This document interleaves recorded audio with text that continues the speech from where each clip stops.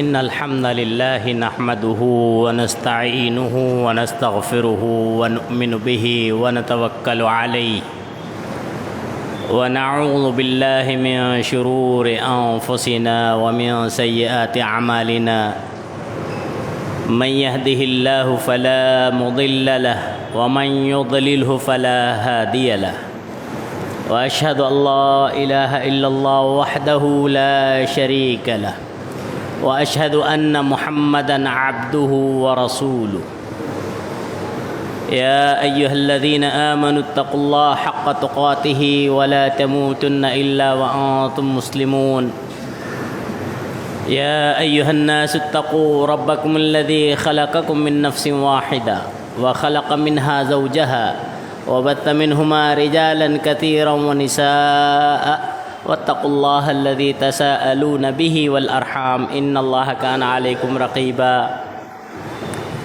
يا أيها الذين آمنوا اتقوا الله وقولوا قولا سديدا يصلح لكم أعمالكم ويغفر لكم ذنوبكم ومن يطع الله ورسوله فقد فاز فوزا عظيما أما بعد فإن خير الحديث كتاب الله وخير الهدي هدي محمد صلى الله عليه وسلم وشر الأمور محدثاتها وكل محدثة بدعة وكل بدعة ضلالة وكل ضلالة في النار فأعوذ بالله السميع العليم من الشيطان الرجيم من همزه ونفخه ونفسه بسم الله الرحمن الرحيم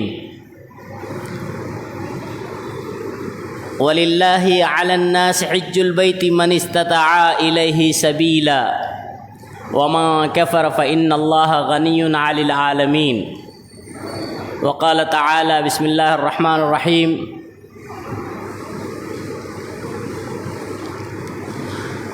الحج أشهر معلومات فمن فرض فيهن الحج فلا رفث ولا فسوق ولا جدال في الحج وما تفعلوا من خير يعلمه الله وتزودوا فإن خير الزاد التقوى واتقون يا أولي الألباب وجاء في الحديث عن عائشة رضي الله عنها قالت قال رسول الله صلى الله عليه وسلم إنما جعل الطواف بالبيت وبين الصفا والمروة ورمي الجمار من لإقامة ذكر الله رواه أبو داود والترمذي وعن أبي هريرة رضي الله عنه قال رسول الله صلى الله عليه وسلم من حج فلم يرفث ولم يفسق رجع كيوم ولدته أمه متفق عليه او كما قال علیہ الصلاۃ والسلام۔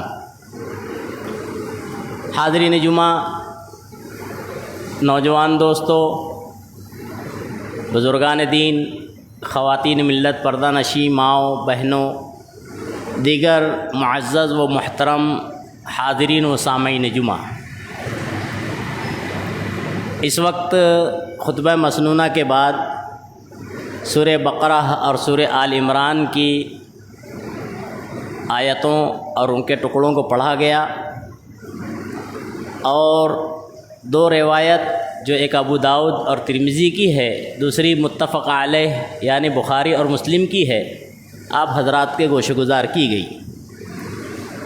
انہی آیات و احادیث کے تناظر میں آج خطبہ جمعہ کے طور پر حج کی فرضیت، آداب، شرائط، فضائل اور حکمتیں، اس عنوان سے کچھ بات رکھنے کی کوشش کروں گا۔ اللہ رب العالمین سے دعا ہے الہ العالمین مجھے شریعت کی روشنی میں کچھ کہنے اور ہم تمام کو شریعت اسلامیہ پر حتی المقدور عمل پیرا ہونے کی توفیق عنایت فرمائے، آمین۔ اللہ کی حمد و ثنا، بڑائی بزرگی بیاں کرنے کے بعد درود و سلام ہو تمام ہی انبیاء و رسل علیہم الصلاۃ والسلام پر، اور خصوصاً بے شمار درود و سلام ہو ہمارے آپ کے آخری نبی جناب احمد مجتبیٰ محمد مصطفیٰ علیہ الصلاۃ والسلام پر اور آپ کی آل اولاد پر، حمد و صلوات کے بعد حاضرین جمعہ، یہ بات ہم اور آپ جانتے ہیں اور یہ مسلمہ حقیقت بھی ہے کہ شریعت اسلامیہ کے تمام احکام بندوں کے مصالح اور دنیاوی و اخروی فوائد پر مبنی ہے، یعنی جتنے بھی احکام ہیں، جتنے بھی اوامر اللہ نے متعین کیے ہیں شریعت کے ذریعے سے، وہ تمام کے تمام کسی نہ کسی دنیاوی یا اخروی فائدے پر منحصر ہے۔ ظاہر بات ہے کہ یہ احکامات اللہ رب العالمین کے بنائے ہوئے ہیں، بتائے ہوئے ہیں، جو احکم الحاکمین ہے، رب العالمین ہے، جو حکیم اور قدیر ہے۔ اور عربی میں ایک مقولہ ہے، فعل الحاکم لا یخلو عن الحکمہ، کہ کسی حکیم کی کوئی حکمت سے خالی نہیں ہوتی۔ دنیاوی حکیم ہم دیکھتے ہیں، اس کی بھی اگر نیم حکیم نہ ہو تو کوئی کام حکمت سے خالی نہیں ہوتا۔ جو رب العالمین ہے، سارے جہان کا پروردگار ہے، احکم الحاکمین ہے، جو حکیم و قدیر ہے، اس کا کوئی کام بغیر حکمت سے یا حکمت سے خالی کیسے ہو؟ لیکن یاد رہے کہ اللہ کے ہر حکم کی حکمت کو سمجھنا انسان کے بالاتر ہے، انسان کی سوچ سے باہر ہے۔ کچھ حکمتیں جو شریعت کے تناظر میں، شریعت پہ غور و فکر کرنے سے معلوم ہوتی ہے، ان کو جاننا سمجھنا یہ بندے کے اپنے یعنی اعتبار سے بڑا اہمیت کا حامل ہے۔ آپ غور کریں، قرآن حکیم میں سورہ رحمان، اللہ رب العالمین نے سورہ رحمان میں کم و بیش 31 مرتبہ فَبِأَيِّ آلَاءِ رَبِّكُمَا تُكَذِّبَانِ کہا ہے۔ اس کا معنی ہوتا ہے، اے انس و جن کے گروہ، تم اللہ کی نعمتوں کا کون سی نعمتوں کا انکار کرو گے؟ اب اس کا اگر معنی ظاہری دیکھا جائے تو ایک ہی ہے، لیکن علماء مفسرین کہتے ہیں کہ ہر آیت کو اپنی گزشتہ آیت سے جوڑ کر دیکھا جائے تو ہر ایک کا معنی مختلف نظر آئے گا۔ یہ اللہ کی حکمت ہے۔ کئی حکمتیں ہیں جو ہم آپ تک کے جو ہے پہنچ نہیں سکی ہے۔ ایک روایت ملتی ہے حضرت علی سے رضی اللہ عنہ، بڑی معروف اور مشہور روایت، کہتے ہیں لو کان الدین بالرائے لکان اسفل الخف اعلی بالمسح من اولاہ۔ اگر دین عقل پر ہوتا، انسانی سوچ پر ہوتا، تو لکان اسفل الخف، یقیناً موزے کا نچلا حصہ مسح کے لیے زیادہ بہتر ہوتا اوپری حصہ سے، جبکہ شریعت میں اوپری حصے پر مسح کرنے کی جناب محمد رسول اللہ صلی اللہ علیہ وسلم نے ترغیب دلائی ہے۔ انسان اس کی حکمت سے اب تک کے ناواقف ہے۔ بہرحال حج، اس کی فضیلت، آداب، شرائط اور حکمتیں، یہ عنوان بڑا وسیع ہے۔ اس میں ہر شق پر ایک عنوان قائم کیا جا سکتا ہے۔ البتہ ان شقوں پر مختصر سی باتیں عرض کرتے ہوئے اصل موضوع کی طرف انشاءاللہ پہنچیں گے کہ حج میں جو مناسک حج ہیں ان کی کیا حکمتیں ہیں۔ اس کو جاننے سے پہلے ایک بات ہمیشہ ذہن نشین رہنا چاہیے کہ اللہ رب العالمین نے جتنے بھی احکامات ہم تک کے پہنچائے ہیں، ہمارے لیے جو احکامات مقرر کیے گئے ہیں، اس کے پیچھے اللہ رب العالمین نے ایک راز مضمر کیا ہے، اور اس کا اشارہ جناب محمد رسول اللہ صلی اللہ علیہ وسلم کے اس فرمان سے ملتا ہے۔ ماں عائشہ رضی اللہ عنہا فرماتی ہیں، نبی کریم صلی اللہ علیہ وسلم نے فرمایا، انما جعل الطواف بالبیت وبین الصفا والمروہ ورمی الجمار لاقامت ذکر اللہ۔ ابو داؤد اور ترمذی کی صحیح روایت ہے، نبی کریم صلی اللہ علیہ وسلم فرماتے ہیں کہ جو طواف بالبیتی بیت اللہ کا کیا جاتا ہے، کعبۃ اللہ کا کیا جاتا ہے، وبین الصفا والمروہ، صفا اور مروہ کے درمیان جو سعی کی جاتی ہے، وہ رمی الجمار، جو جمرہ عقبہ اولا وسطیٰ کو جو ہے کنکری ماری جاتی ہے، لِإِقَامَةِ ذکر اللہ، اللہ کے نبی صلی اللہ علیہ وسلم فرماتے ہیں یہ اللہ کے ذکر کے قائم کرنے کے لیے۔ اس بات کو ذہن نشین رکھتے ہوئے حکمتوں کو جاننا چاہیے۔ بہرحال آئیے سب سے پہلے حج کے آداب میں سے 3 ادبوں کا لحاظ اور پاس کرنا بہت ضروری ہے ایک حاجی کے لیے۔ سب سے پہلے نیت کا صاف اور پاک ہونا، یہ حج کے آداب میں سے ہے۔ اگر نیت صاف اور پاک نہیں ہے، نیت میں جھوٹی شہرت ہے، نیت میں اپنے آپ کو بڑھاوا دینا ہے یا لوگوں کے درمیان چرچا کا باعث بننا ہے، جیسا کہ معاشرے میں مسلمانوں کا المیہ بنتا جا رہا ہے، دیکھنے میں آتا ہے ایک چتر نے چترائی شروع کی، اس کو دیکھ کر ایک چترائن بھی شروع کر دی اپنی چترائی۔ یہ جھوٹی اور سستی شہرت کا ایک نیا طریقہ ہے کہ پلین اور دوسرے جو اسباب کو چھوڑ کر آدمی پیدل حج پر نکل جائے۔ پہلے تو مرد تھا، اب ایک خاتون بھی نکل پڑی ہے۔ بہرحال تو نیت کا صاف اور شفاف ہونا ضروری ہے۔ نیت میں اگر کھوٹ ہے، دکھاوا مقصود ہے، ریاکاری ہے، تو گرچہ آپ کتنی ہی محنت کریں، کتنا ہی پیسہ خرچ کریں، اللہ قبول کرنے والا نہیں ہے۔ دوسری چیز مال کا پاک و صاف ہونا، ایک تفصیلی عنوان ہے۔ اور تیسری چیز کہ مناسک حج کا شریعت کے دائرے میں ادا کیا جانا۔ اگر ان تینوں اسباب کو اختیار کیا جائے تو یہ آداب حج ہیں۔ اب آپ کو معلوم ہونا چاہیے فرضیت حج کے تعلق سے قرآن و حدیث میں کئی اشارات ہیں۔ ایک حدیث سنتے چلیے، حضرت ابو ہریرہ رضی اللہ عنہ راوی حدیث ہے، مسلم شریف کی روایت ہے، جب نبی کریم صلی اللہ علیہ وسلم کے اوپر حج فرض ہوا اور لوگوں کو بھی حج فرض قرار دیا گیا، تو نبی کریم صلی اللہ علیہ وسلم نے فرمایا ایھا الناس ان اللہ قد افترض علیکم الحج فحجوا، اے لوگو اللہ نے تم پر حج کو فرض کیا ہے، فحجوا، حج کرو۔ تو فقال رجل، ایک آدمی نے کہا اکل عام یا رسول اللہ صلی اللہ علیہ وسلم، اے اللہ کے نبی صلی اللہ علیہ وسلم کیا ہر سال حج کریں؟ فسکتا، نبی کریم صلی اللہ علیہ وسلم خاموش رہے۔ فقال ثلاثا، 3 بار اس نے کہا۔ پھر اس کے بعد نبی کریم صلی اللہ علیہ وسلم فرمایا وَلَوْ قُلْتُ نَعَمْ لَوَجَبَتْ وَلَمْ اسْتَطَعْتُمْ، اگر میں ہاں کہہ دیتا تو تم پر واجب ہو جاتا اور تم اس کی استطاعت نہیں رکھتے۔ معلوم یہ ہوا کہ ہر سال تو نہیں، زندگی میں کم از کم ایک بار حج کرنا، اگر آدمی کے اندر شرائط موجود ہیں حج کی تو لازم اور ضروری ہے۔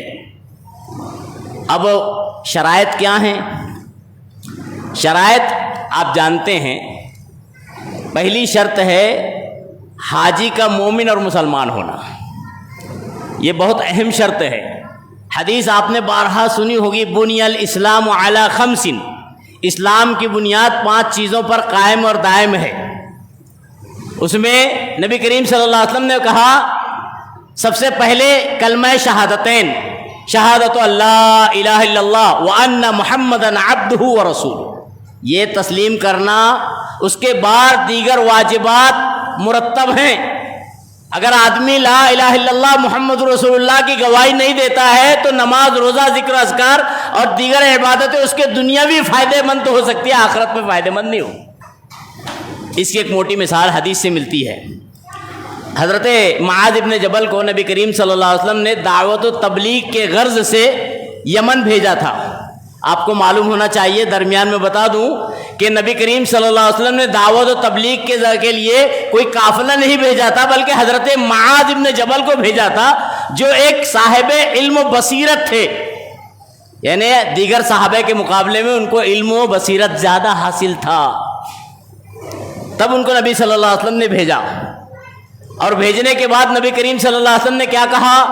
حضرت معاذ خود راوی حدیث ہیں، مسلم شریف کے الفاظ ہیں، نبی کریم صلی اللہ علیہ وسلم فرماتے ہیں یا معاذ انکا تأتی قوما من اہل الکتاب، اے معاذ تم اہل کتاب کی طرف جا رہے ہو، یاد رکھنا دعوت کے اصول، فادعوہم الی شہادت اللہ الہ الا اللہ وانی محمد رسول اللہ، سب سے پہلی دعوت، سب سے پہلی تبلیغ اے معاذ تمہیں جو کرنی ہے، گویا اللہ کے نبی صلی اللہ علیہ وسلم امت مسلمہ کو، ہمیں اور آپ کو تعلیم دے رہے اس حدیث میں کہ اے امت مسلمہ، پہلی دعوت و تبلیغ اگر تمہیں کرنی ہے تو دعوت اللہ الہ الا اللہ وان محمد رسول اللہ کی کرنی ہے۔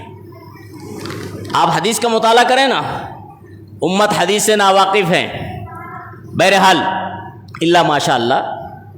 اب حضرت معاذ کو کہتے ہیں کہ پہلے شہادتین کی دعوت دینا، اگر لوگ اس کو تسلیم کر لیں وَإِنْهُمْ أَطَاعُوكَ لِذَلِكَ، اے معاذ اہل کتاب جو قوم تم جا رہے ہو جس قوم کی طرح اگر اس کو مانتی ہے تو اگلی دعوت دینا، فَعَلِمْهُمْ پھر ان کو بتانا، تعلیم دینا کہ اللہ نے تم پر دن اور رات میں 5 وقت کی نماز فرض کی ہے۔ پہلے توحید رسالت مومن کا مضبوط اور صحیح ہونا ضروری ہے، اگر توحید اور رسالت میں کھوٹ ہے تو آدمی کتنی ہی نماز پڑھ لے، کتنا ہی روزہ رکھ لے، کتنا ہی حج کر لے، اس کا وہ روزہ نماز اور حج اس کے لیے فائدہ مند نہیں۔ سب سے اہم توحید و رسالت، اسی لیے تو ہم غور کریں نا حدیث میں بنی الاسلام، اسلام کے 5 ارکان ہیں، پہلا کیا ہے؟ لا الہ الا اللہ محمد رسول اللہ، بعد میں اقامت الصلاۃ نماز قائم کرنا، وایتاء الزکاۃ زکوٰۃ ادا کرنا، والحج وصوم رمضان رمضان کے روزے رکھنا، والحج من استطاع الیہ سبیلا حج جو اس کی جانب پہنچنے کی طاقت رکھتا ہو۔ اللہ رب العالمین کی کتنی رحمت ہے اس حدیث پر ہم غور کریں۔ نماز روزہ یہ بدنی عبادت ہے جو شرعیت کے جو مکلف ہیں، جو جن کو شرعی عذر ہے، ان کو چھوڑ کر سب پر لازم ہے، ہر مرد مسلمان عورت ہر ایک پر فرض ہے۔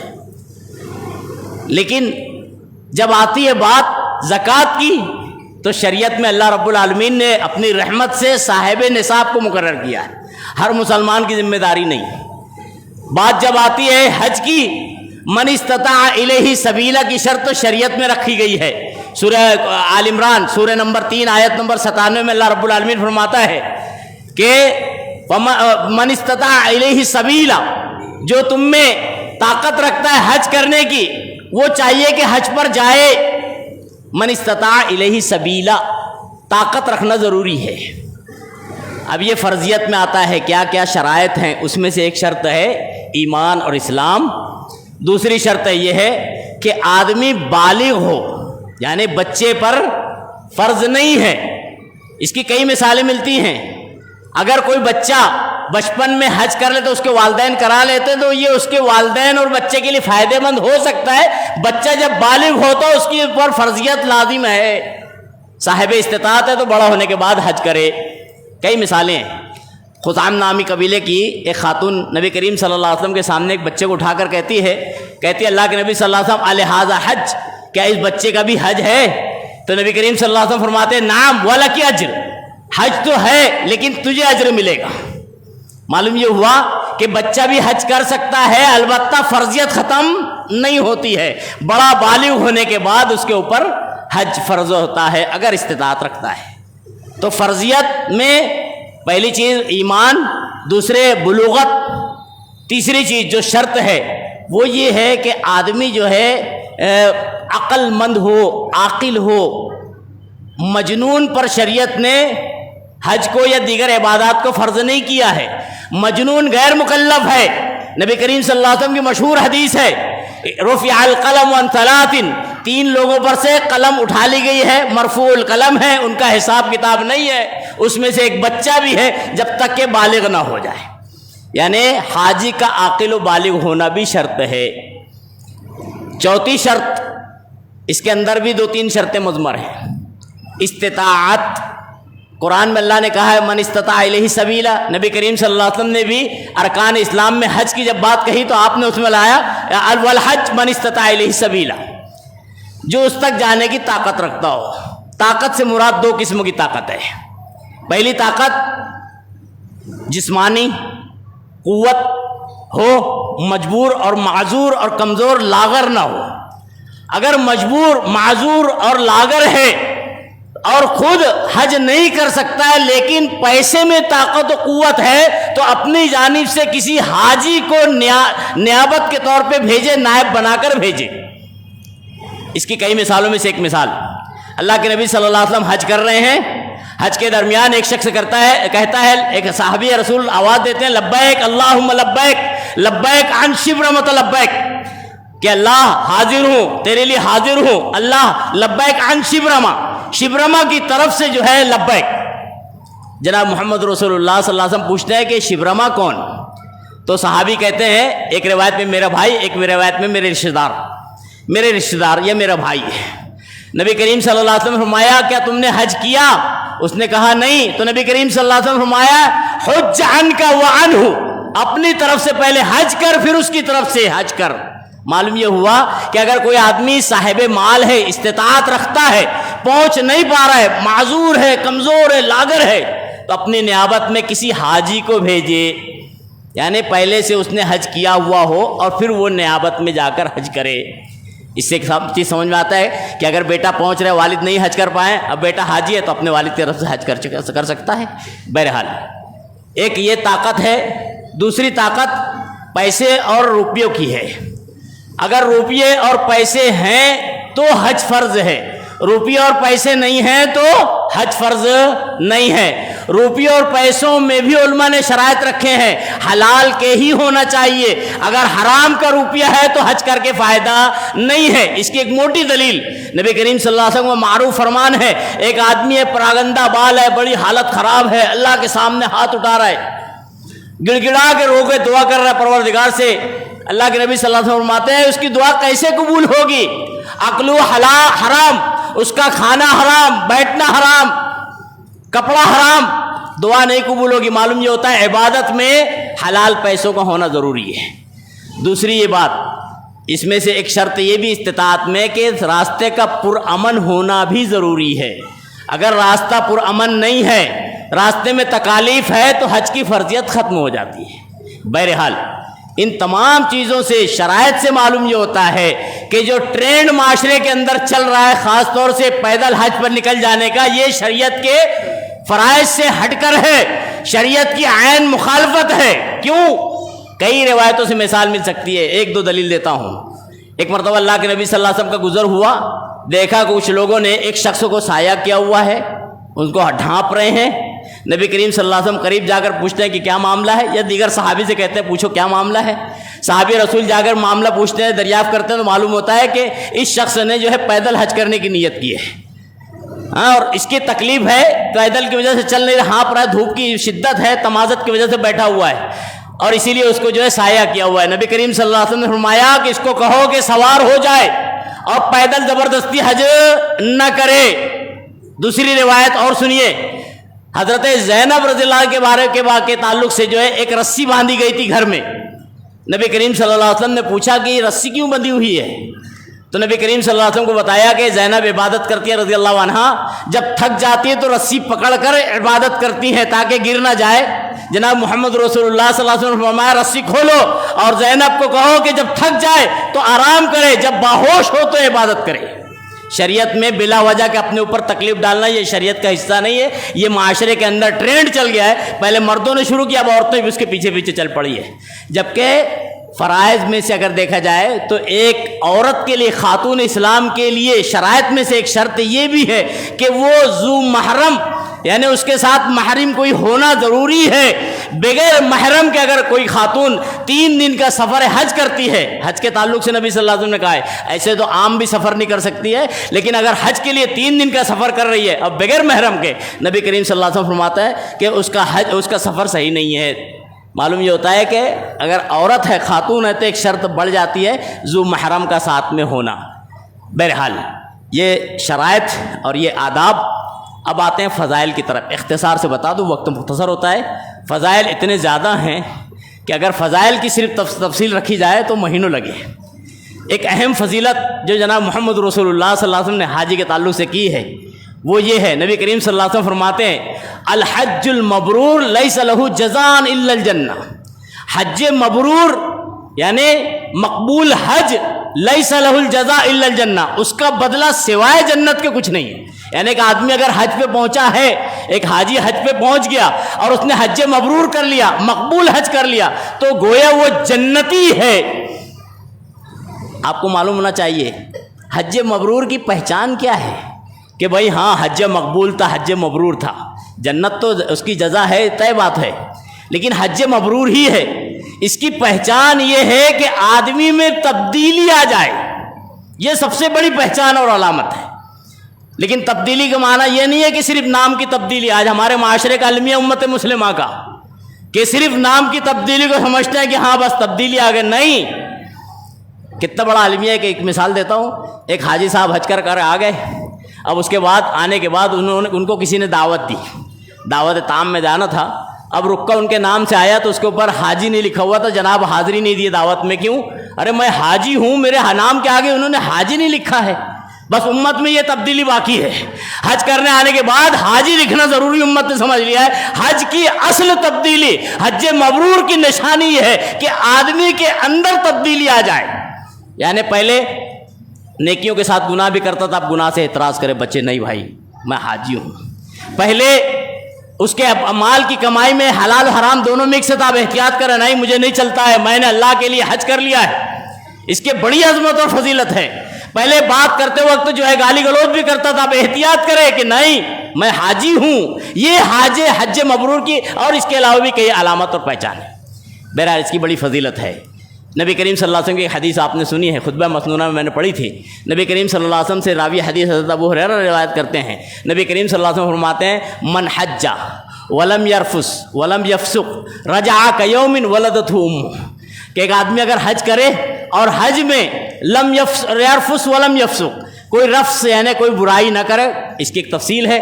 ولم یفسق، کوئی گناہ نہ کرے، کوئی برائی خرابی نہ اختیار کرے، تو لوٹے گا یومن ولدتہ امہ، ایسے لوٹے گا جیسے اس کی والدہ نے اس کو پیدا کیا ہو. یعنی نومولود کی طرح وہ واپس آتا ہے. اتنی فضیلت ہے. ایک بات اور بتا کے اپنی بات کو سمیٹتا ہوں. حضرت عمرو بن عاص رضی اللہ عنہ، مسلم شریف کی روایت میں ملتا ہے. ایک بڑا سبق آموز واقعہ ہے، مختصر سے بتا دوں. یہ جو ہے اللہ رب العالمین نے ان کے دل میں اسلام کی محبت داخل کی. اب یہ آئے جناب محمد رسول اللہ صلی اللہ علیہ وسلم کے پاس بیعت کرنے کے لیے. بیعت کی بات نکلی ہے تو آپ کو بتا دوں معاشرے کے اندر جو صوفیزم جاری ہے اور کچھ لوگ اپنے فلاں کے شیخ کے پاس بیعت کرانے کے لیے مجبور کرتے ہیں یا پیالہ پلاتے ہیں، یہ اسلام کا حصہ نہیں ہے. بیعت امیر المسلمین امیر المومنین کے ہاتھ پر کی جاتی ہے. یہ ایرے گہرے آ کے کہیں گے مالا فلاں والا اس کے پیچھے بیعت کرو، وہ کرتے چلے سلسلہ جائے اور یہ سوچے اللہ والے ہیں، نہ یہ متقی نہ اس کا مرید متقی نہ اس کا پیر متقی. ظاہر بات ہے یہ بیعت نہیں ہے. بہرحال بیعت کرنے کے لیے بیٹھے، نبی کریم صلی اللہ علیہ وسلم کو کہا کہ اللہ کے نبی ہاتھ بڑھائیے. نبی کریم صلی اللہ علیہ وسلم نے ہاتھ بڑھایا. جیسے ہی ہاتھ نبی کریم صلی اللہ علیہ وسلم نے بڑھایا، حضرت عمرو بن عاص نے اپنا ہاتھ کھینچ لیا. نبی کریم صلی اللہ علیہ وسلم فرماتے ہیں عمرو یہ کیا معاملہ ہے؟ یعنی بیعت کرنے بیٹھے ہو، ہاتھ میں نے بڑھایا تم نے ہاتھ کھینچ لیا، ایسے کیوں؟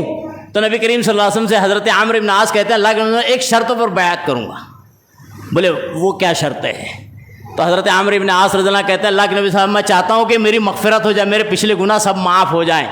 جب نبی کریم صلی اللہ علیہ وسلم نے کہا تھا اے عمرو ان الاسلام یہدم ما کان قبلہ، اسلام لانے سے پرانی سب بیماری سب برائی ختم ہو جاتی، سب گناہ مٹ جاتے ہیں.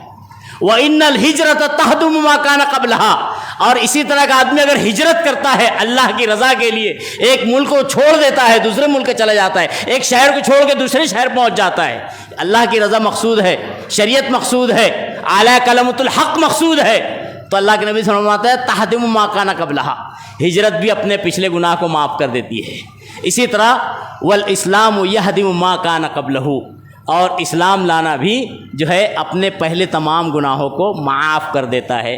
یہ اللہ کے نبی صلی اللہ علیہ وسلم نے فضائل بیان کیے ہیں۔ اب آخری بات اور جو اہم ہے اس کی طرف اشارتاً کا بات 2-4 رکھ دوں، اس کے بعد اپنی بات کو سمیٹ لیتا ہوں۔ اسلام میں چند چیزوں کے حکمتیں واضح کی گئی ہیں۔ حج کی بھی حکمت ہے، حج کی جتنے مناسک ہیں ان میں سے کئی چیزوں کی حکمت معلوم ہوتی ہے۔ سب سے پہلے مناسک حج میں جو حج کے ارکان میں سے ہے، عمرہ کے ارکان میں سے ہے، وہ ہے احرام۔ احرام ہم اور آپ دیکھتے ہیں حاجی پہنتے ہیں، جن حضرات کا جانا ہوا وہ احرام پہن کر گئے ہیں۔ اللہ رب العالمین ہر مومن اور مسلمان کی جائز تمنا اور خواہشوں خاص طور سے حج عمرے کو آسان فرما دے، آمین۔ تو احرام یہ حج کے ارکان میں سے ہے، عمرے کے ارکان میں سے ہے۔ آدمی صرف اس پر غور کرے، احرام اللہ نے متعین کیسے کیا ہے اور کیوں کیا ہے۔ ہم اور آپ کسی صاحب فضل منصب کے پاس جائیں تو جانے سے پہلے اس کے لیے کچھ کسی قدر تیاری کرتے ہیں، بھائی کپڑا اچھا ہو، فلاں کے پاس جا رہے ہیں۔ جو احکم الحاکمین رب العالمین کے دربار میں بندہ پہنچ رہا ہے، اس کے واسطے تیاری نہیں، یہ بے سود ہو جائے گا۔ اب اللہ رب العالمین کی تیاری جو ہے، جب بندہ اللہ کے دربار میں حاضری دینے جا رہا ہے تو اللہ نے تمام بندوں کو جو اس کے پاس حاضر ہو رہے ہیں سفید ڈریس میں متعین کر دیا ہے، یہ بتانے کے لیے کہ اللہ کی جتنی بھی فوج ہے جو یونیفارم میں اللہ کے پاس پہنچ رہی ہے تو ان کا یونیفارم ایک ہونا چاہیے۔ دوسرے اس میں یہ بھی علامت ہے کہ چاہے وہ ملک کا، شہر کا، اپنے گاؤں کا بڑا رئیس ہو یا کسی گاؤں کا ایک فقیر ہو، اللہ کے دربار میں حاضر ہو رہا ہے ایک ہی ڈریس میں پہنچے ہوئے، سب سادہ ڈریس، 2 حصہ بس۔ پھر اس میں ایک خاص بات یہ بھی ہے کہ جب بندہ اللہ رب العالمین کے بتائے ہوئے طریقے سے، رب العالمین کی شریعت کے بتائے ہوئے طریقے سے احرام پہن کر پہنچتا ہے تو گویا انقیاد، جھکنا، اطاعت ہے، اشارہ ہے کہ رب العالمین تیرے حکم پر میں اپنے آپ کو جیسے تیری شریعت نے بتائی ہے اپنے آپ کو ڈھال لیا ہوں، ایسے ہی آؤں گا۔ اب کوئی آدمی بڑا پیسے والا ہے تو بہترین جو ہے 3 پیس پہن کر جائے، نہیں جا سکتا ہے۔ شریعت میں متعین کیا گیا احرام ہی پہنے، 2 حصہ ہی پہن کے جائے اگر مرد ہے، خواتین کے لیے کوئی مخصوص احرام نہیں ہے۔ بہرحال تو یہ اب 2 حصے میں پہن کے احرام پہنچا ہوا ہے۔ احرام پہنچنے کے بعد دوسری چیز جو ضروری ہے، رکن ہے، وہ یہ ہے کہ میقات سے جب حاجی گزرتا ہے، اب میقات جو ہے الگ الگ ملکوں کے اعتبار سے الگ الگ شریعت نے مقرر کیا ہے۔ ہمارا چونکہ جو ہوائی جہاز وغیرہ سے جب حاجی جاتے ہیں تو ان کا حصہ جو ہے یمن کے یلملم کے حصے سے جاتا ہے، اسی لیے وہ میقات ہے۔ بعض لوگ جو ہے ایئرپورٹ پر ہی احرام پہن لیتے ہیں اور میقات میں جانے کے بعد لبیک اللہم لبیک پکارتے ہیں۔ میقات آنے کے بعد حاجی جو پکارتا ہے تلبیہ کتنا اہم ہے، کتنی حکمت اس میں پورے غور کریں آپ۔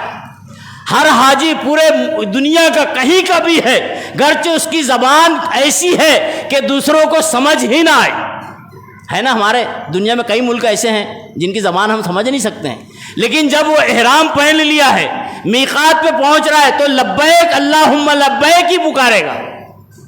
کہیں کا بھی حاجی دنیا کا پکارے گا کیا؟ لبیک اللہم لبیک، ایک ہی زبان میں سب ایک ساتھ پکاریں گے۔ اب اس کے بعد آگے کے جملے پر غور کریں، لبیک لا شریک لک لبیک۔ وقت ختم ہو رہا ہے، ختم ہو چکا ہے۔ اس میں حاجی جہاں کبھی پہنچا ہوا ہے ایک اعلان کرتا ہے لا شریک لک، اے پروردگار اب تک میں جو کیا کرتا آیا، فلاں بزرگ، فلاں ولی، فلاں کو مانتا ہوا آیا، اللہ سب کا چھوڑنے کا انکار کرتا ہوں۔ دل سے اقرار کرنا ضروری ہے، دل سے انکار کرنا ضروری ہے۔ اگر ایسا نہیں کرتا ہے تو اس کا حج قبول نہیں ہے۔ کیوں؟ کیا جملہ ہے؟ لبیک لا شریک لک، اے پروردگار اعلان کرتا ہوں تیرا کوئی شریک اور ساجی نہیں ہے، تیرا کوئی پارٹنر نہیں ہے، تیرا کوئی ہمسر نہیں ہے۔ کوئی دنیا کا کتنا بڑا ولی کیوں نہ ہو، تیرا ہمسر نہیں ہے، یہ اعلان ہے۔ اس کے بعد لبیک اللہم لبیک لبیک لا شریک لک لبیک ان الحمد والنعمت لک۔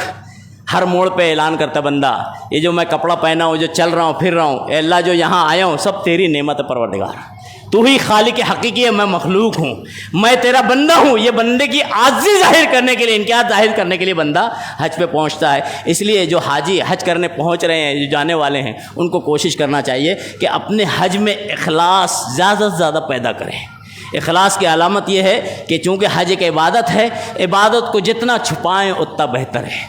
آج معاشرے کے اندر حج کو ایک ریا نمود کا ذریعہ بنا دیا گیا ہے. حاجی صاحب پہنچنے والے اس جانے سے پہلے ان کی ذمہ داری ہے دعوت دے سب کو. وہ دعوت جن کو دی گئی ہے سب آگے ایک ایک رومال یا تحفہ اپنے حساب سے لا کے دیں. یہ اسلام میں نہیں ہے. اس کے بعد جب حاجی صاحب پہنچ جائیں اب ذمہ داری ہے لکھ کر چٹھی بنا کے رکھیں فلاں ابن فلاں آیا تھا, اتنے لوگ آئے تھے, اتنی یہ چیز دیے تھے تحفہ. اب حاجی صاحب وہاں پہ چٹھی لے کر جائیں 100 لوگ کو تحفہ دینا ہے, 100 لوگ کو تحفہ جمع کر کے لائیں اور سب کو پھر دعوت دیں اور سب کو دعوت میں تحفے بانٹتے رہیں. یہ اسلام میں نہیں ہے. ہمارے اسلاف حج کرنے جاتے تھے, لوگوں کو معلوم بھی نہیں ہوتا تھا. کئی ایک مثالیں ملتی ہے. ایک معاملہ ملا کہ ایک صحابیہ کو معلوم ہوتا ہے کہ فلاں ابن فلاں حج کے لیے جا رہا ہے, تو نبی ان سے پوچھتی ہیں کہ میں سنی ہوں تم حج کرنے جا رہے ہو؟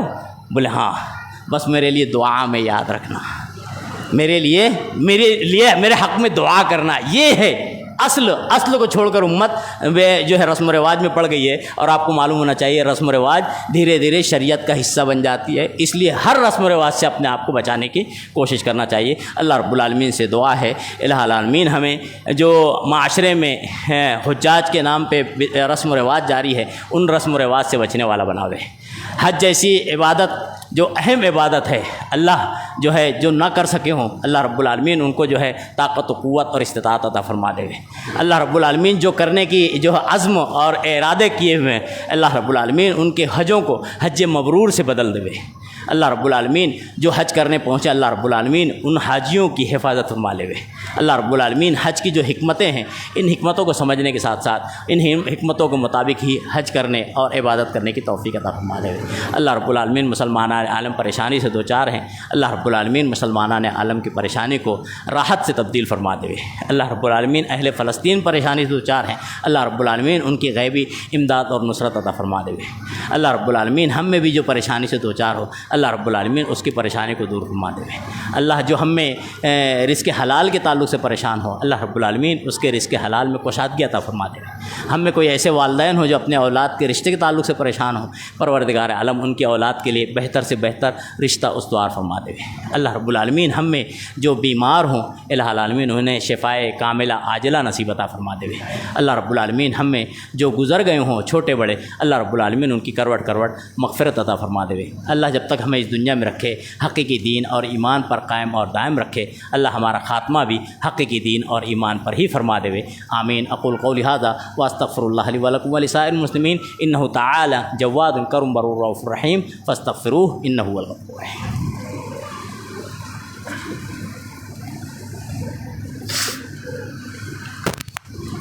الحمد للہ نحمده ونستعینه ونستغفره ونؤمن به ونتوکل علیہ ونعوذ باللہ من شرور انفسنا ومن سیئات اعمالنا من يهده الله فلا مضل له ومن يضلل فلا هادي له واشهد ان لا اله الا الله وحده لا شريك له واشهد ان محمدا عبده ورسوله. اما بعد قال الله تبارك وتعالى اعوذ باللہ من الشیطان الرجیم بسم اللہ الرحمن الرحیم ان اللہ وملائکته يصلون على النبی یا ایھا الذین آمنوا صلوا علیہ وسلموا تسلیما. اللهم صل على محمد وعلى آل محمد كما صليت على إبراهيم وعلى آل إبراهيم إنك حميد مجيد. اللهم بارك على محمد وعلى آل محمد كما باركت على إبراهيم وعلى آل إبراهيم إنك حميد مجيد. اللهم انصر الإسلام والمسلمين اللهم انصر الإسلام والمسلمين في كل مكان. اللهم انصر من نصر دين محمد صلى الله عليه وسلم واجعلنا منهم واخذل من خذل عن دين محمد صلى الله عليه وسلم ولا تجعلنا منهم.